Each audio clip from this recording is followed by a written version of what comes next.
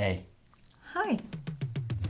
We can see right throughout the Bible that the idea of marriage is and always has been something very important to God. Mark 10:9 says, "Therefore, what God has joined together, let no one separate." Now, when we get married, we're not just making an oath between one another, but we're also making an oath between God.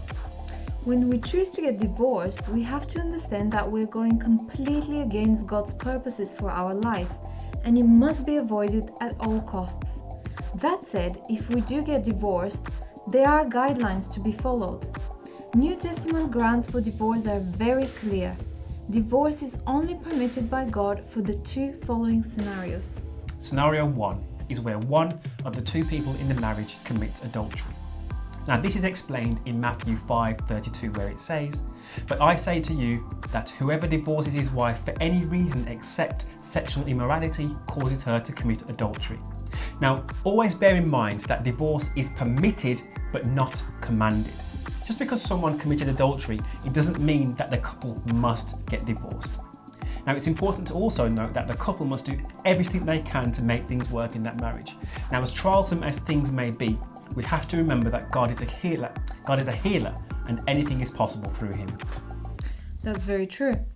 The second scenario where divorce is permitted is where you have a believer on one side and a non-believer on the other. And the unbeliever decides that they no longer want to carry on with the marriage and files for divorce.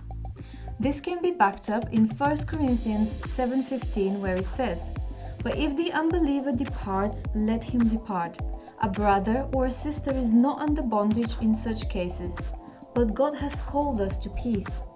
Okay, so now that the divorce is done and dusted, what about remarrying? Are there any guidelines regarding that area? Yes. Now, if the husband or the wife unfortunately dies, then the survivor would be permitted to remarry.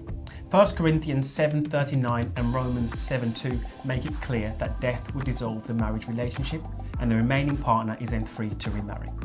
Also, if an unbeliever divorces a believer, as mentioned earlier, the believer would be permitted to remarry.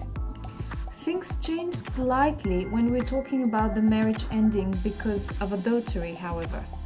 In this case, then only the person who has been sinned against is permitted to remarry.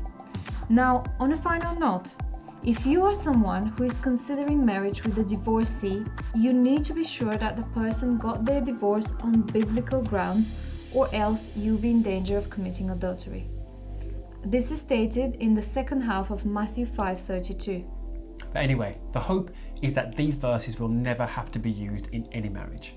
A marriage can be a beautiful union between two people, and it's a beautiful journey to be on, as we can attest to. God wouldn't want it to be anything less. Now, if you guys have any other thoughts on marriage or any other understandings of the scripture, then we'd love to hear about it down below in the comments, because we encourage Discussion and communication. Until next time. Bye for now. Blessings.